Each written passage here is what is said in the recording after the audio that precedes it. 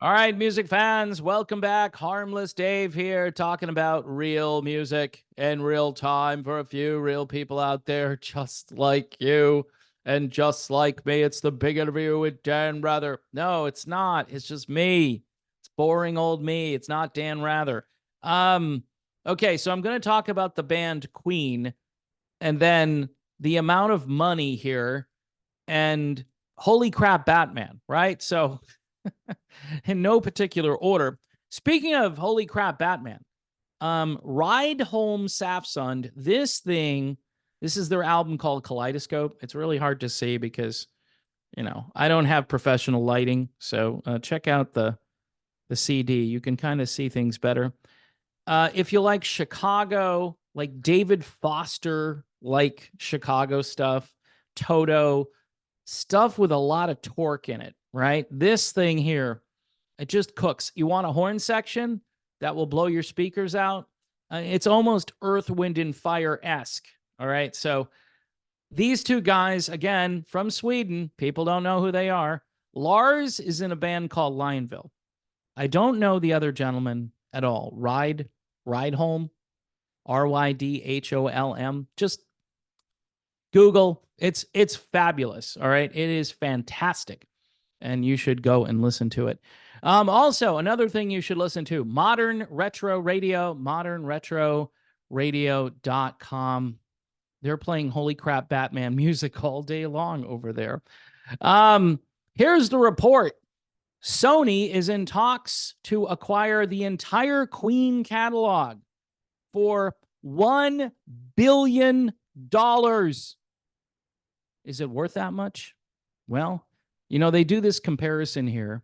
That would make it the biggest deal of its kind, surpassing the $500 million that Sony paid for Bruce Springsteen's catalog a few years ago. Hey, newsflash: the Queen catalog, way better than the Bruce catalog. Look, Bohemian Rhapsody alone, right? You own that. We Will Rock You. You guys own that. Whoever's going to own it, which would be Sony here, right? Just a few songs, and you're already over the billion. And the reason I say this is because that's in perpetuity. They own this, and then they're going to make money off of this. And there's a lot of deeper, unknown Queen music or music that hasn't been heard for quite some time that, again, will tickle the ears of all of these skateboarding dudes who are drinking cranberry juice on TikTok, right? So I don't understand any of that. But is the Queen catalog worth a lot of money? You bet it is. And I can't think of too many catalogs. People will say, well, what about the Rolling Stones? What about the Beatles catalog? Yeah, obviously. But Queen, I think, has so much potential because Queen these days, all the focus testing, all the tunes. When's the last time you've heard this song, You're My Best Friend, on the radio? That was the second album I purchased, right? When I was, I don't know how old, like 13 or something.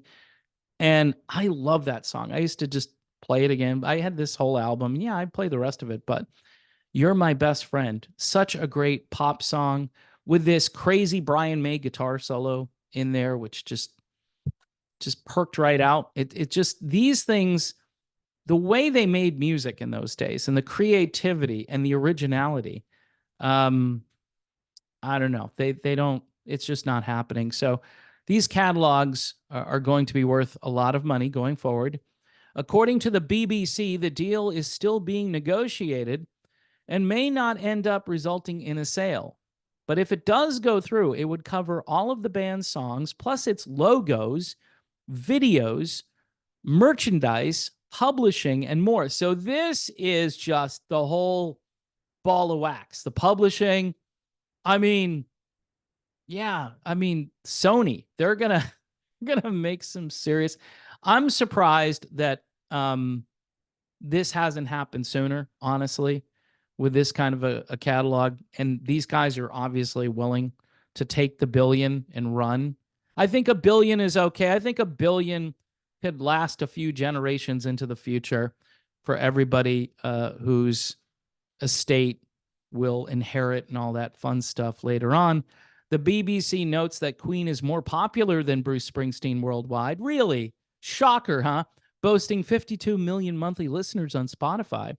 See, this is what Spotify does now. It's kind of like a measuring stick. Well, how many listens you're getting? How many is it? It's not like radio airplay. Nobody cares. Now it's like, how many listens did you get on Spotify? This is just a sad world. It's like Spotify is this giant arbiter now of music, and people say, I'm just going to stream it. Why are you trying to tell me to listen to a CD?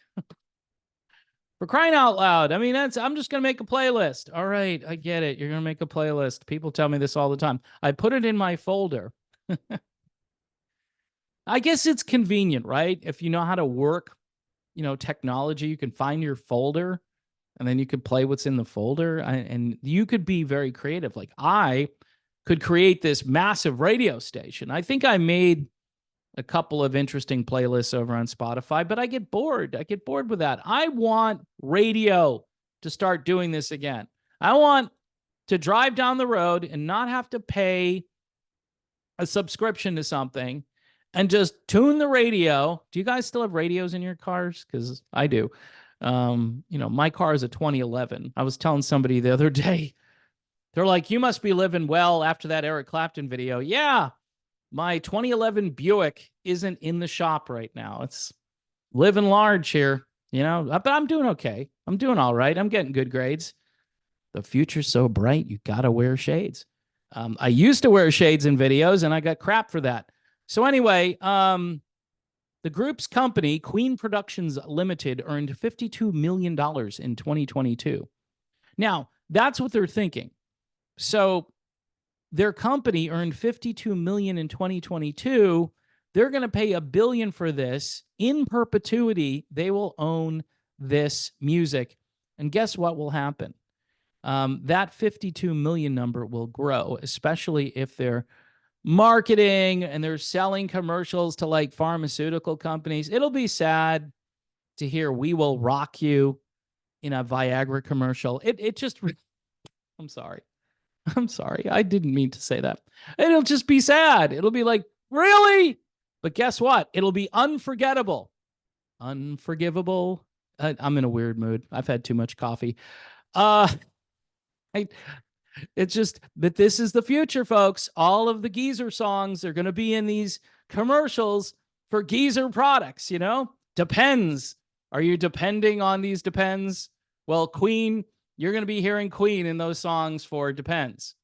For both presidential candidates in 2024 who are going to need Depends, right? Folks, you got to laugh. If you're taking me too seriously here, if you're thinking I'm insulting everybody, I'm just kidding around. It's fun.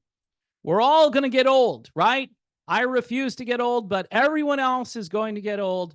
So we might as well be hearing Queen in every commercial. It's worth $1 billion, right? To Sony, and God bless him, man. Pay the money, pay out to everybody. Brian May will have money in his family tree for the next 100, 200, 300 years, and nobody's going to have to work, right? So Donald Fagen was right. Donald Fagen, IGY. Ride Home in Safsund. Yeah, there's some Steely Dan mojo here too, just because of production value. See how I tied that together with Donald Fagen and IGY? This is just a really great album, and people need to check it out, right? And if you don't like it, you're just streaming it, right? You could go to Pride and Joy Music and purchase yourself a copy of this and use it as a coaster. I tell people, put your drink on it. You have friends over, you put it down and lift up the cup and you put it down. Yeah, I have a Dr. Seuss coffee cup. See, I've had too much coffee.